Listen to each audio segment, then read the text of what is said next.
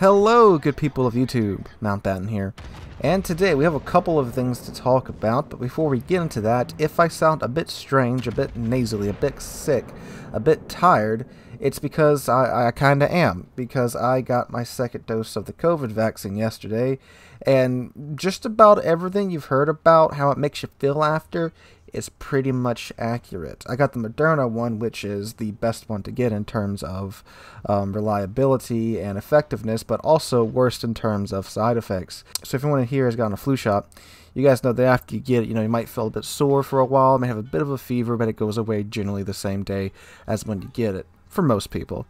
This COVID vaccine, though, oh boy, does it just like to bide its time and then just hit you in the gut when you least expect it. So I got it yesterday, and my arm was sore, again, normal if you're getting a shot, and I had a bit of a light headache, nothing too bad. Get home from work, go to bed, wake up around 5 o'clock in the morning, got a pretty decent throbbing headache, pop some Tylenol for that, and that lasted for all of like 3 hours, and then boom, I got headaches, I got upset stomach, got a feeling of nausea, lightheadedness, an even worse headache. My muscles are sore, my joints are sore, I feel lightheaded, and I'm having trouble breathing sometimes. So boy, I just got like every single side effect they said you could possibly get. Yeah, I sure checked that box, didn't I? Yeah, but anyway, this is supposed to last like a day or two, then I'll be back to normal, so no big deal. Just want to explain if I sound a bit strange, that is why. So anyway, let's go ahead and jump into the information that's come out over the past couple of days. The first one I want to talk about is the Axis versus Allies event.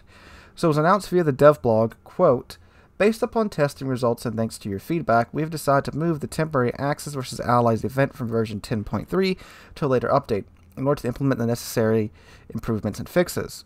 We will post more details on the battle type and its future fate in the development blog when more information becomes available. Thank you for your active participation in the testing and see you in battle." So, I don't think many of us didn't see this coming. I mean, if you played the Axis vs. Allies mode, you know what it was like. It wasn't impossible for the Axis side to win, it was just that they were so stuck in one type of strategy, and that's it. They had to push. Because every single heavy element they had on their team, their battleships, they were all brawlers. You either had the Bismarck, the Tirpitz, or the Roma, or the Vittorio, all which have an optimum range of about 12 to 13 kilometers. And when they get within that optimum range, they are quite beastly ships. But with the way the current meta is, especially at tier 8 and above, that doesn't happen too much. However, in the Axis vs. Allies mode, if the team did it and they pushed like a bunch of apes, the Axis would win if they could get within their optimum range. The Allies just had a far easier time dealing with the Axis team. They had so many more units available to them. In terms of battleships, you got North Carolina, Vanguard, Massachusetts, Alabama. That's just the ones I can name off the top of my head. And just those ships right there, between those 4 or 5 I just listed off, you have snipers, you've got mid-range ships, you've got close-range ships, you've got highly maneuverable battleships. So they have a host of options available to them. And that's just talking about battleships. We're not talking about cruisers or destroyers or aircraft carriers either. The Axis literally had like 2 aircraft carriers, like Kaga and Graf Zeppelin. And that was it, if I'm remembering correctly. And they even like threw Graf Zeppelin in there just so the Axis would have another CV to choose from. And the Graf Zeppelin didn't necessarily meet the qualifications to be in, but they just had to throw it in, so there would be some type of variety there. However, I do think the event, it's a very, very, very good concept, and a mode that most of us definitely have been wanting for some time. And if they are truly going to take it, tweak it, try an improvement, I applaud them for that, rather than doing what they very well could do, and I think a lot of players would accept, which is just release it as is and say, yep, it's historically accurate, deal with it, because they could 100% do that, and they would be 100% right. So them going back to tweak it a little bit and see what they can do to improvement is a good thing in my mind. Now, some simple fixes to this could be they could open it up from tier 6 to tier 10 and say it's historically accurate, go.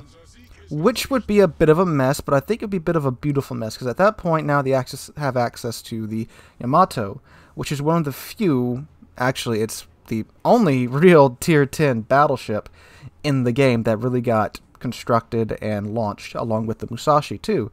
So I think that might tip the scales more in their favor. However, again, the Allies would have a huge CV advantage with just the Midway, not even looking at the others. So there is that too. But again, if they do that, I think it would be kind of a beautiful mess, a beautiful historically accurate mess, because yes, the Allies did have a huge advantage over the Axis, especially later war, especially later war with the United States industrial might, just pumping out ships. So I do hope we see this mode again, and they do say it's a temporary mode, so there's a very good chance in my mind that we could see it come back maybe in a couple more patches, but I also have this nagging feeling this might be, you know, oh, we're going to go back to the drawing board, tweak it like they say with so many other features, and then they just disappear off the earth, never to be seen again. Like Republic's rotating smokestack, like the destructible icebergs, and the convoys mode as well. We haven't heard much about those modes since then, and those features as well. And yes, Republic did have a rotating smokestack. They showed it in a video, and I still want my rotating Republic smokestack. It was a nice touch. Alright, the other bit of news that's come out that we don't have a lot of information about, a highly anticipated cruiser is evidently being added to the game. We don't know a whole lot about it right now. We don't know if it's a tech line ship. We don't know if it's a premium ship. We don't even have a confirmation on the ship's name. But as of, what, about 10 minutes ago on StatBloke's YouTube channel, and this is something very interesting that the Wargaming is doing right now. They're allowing CCs to preview and announce new ships. So StatsBloke got to announce this new ship, which there's like a 98% chance it is the Dutch cruiser, the De Ruyter, and I think I actually said that correct, but I mean, like, I can barely say German and Japanese names correctly, so just like Dutch, like that's just like Elvish to me, alright?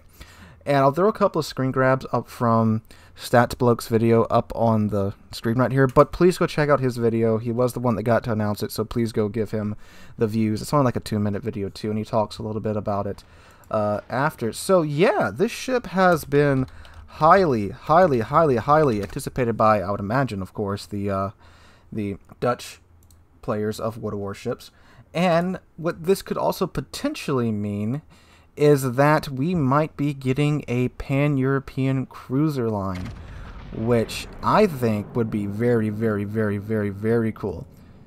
And it is something I even talked about, I think, in my, like, what's coming in 2021 video, that they could be doing something like this, which there's plenty of ships of the European variety that you could put out for the pan-European cruiser line. Now this is a light cruiser. It is a, what armament does it have? I think it has a 6-inch. It has 6-inch guns. Now this is a, and again, I'm sorry if I absolutely murder this pronunciation, a De 7 Provincine class, which is the 7 provinces. I've seen like the Admiral movie, so like I've heard it said before, but please don't murder me, Dutch people.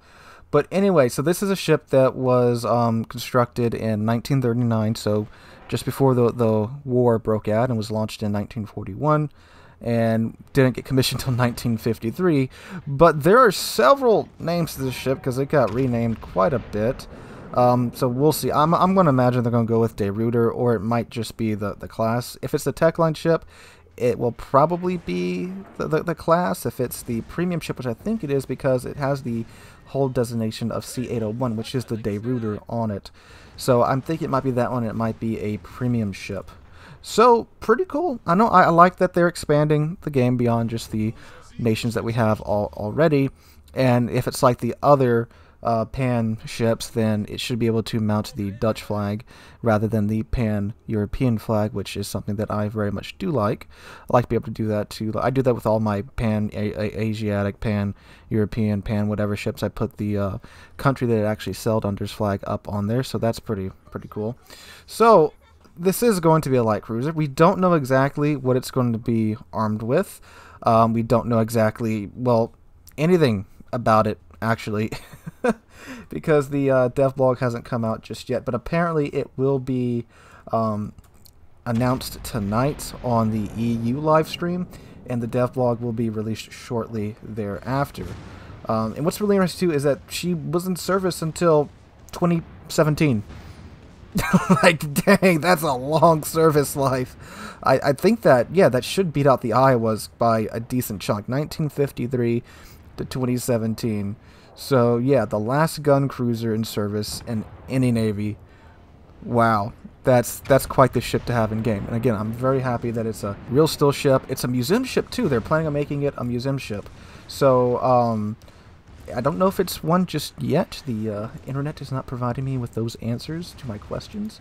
But it's a real ship. That's one of the biggest things, and what I know a lot of us are very, very, very concerned with. Oh, yeah, she had 152s. All right, so she has 152 guns, and I'd say probably Tier 8, since it's an ultra-modern cruiser. They could maybe go Tier 9 with it if they give it some ridiculous rate of fire. But again, we don't know just yet, so we shall see what happens with her. And when the devlog comes out tonight, we'll be sure to go over all that information as well. So 2 bits of news for you guys today. And again, we'll be getting more information about the Ruyter or whatever that they're going to go with for the name of the ship. Hopefully tonight, and I will update you guys with that tomorrow, along with the normal devlog video that I normally do when they release devlogs. So anyway, guys, hope you guys enjoyed, and I'm just on the edge of dying right now. But anyway, guys, hope you guys enjoyed. If you enjoyed the video, make sure to drop a like, leave a comment, subscribe to the channel. Went away to 25,000 subs, or just past 23,700 a few days ago, and I cannot thank you guys enough for that. Again, guys, hope you're having a wonderful Thursday, and hope to catch you guys in the next one.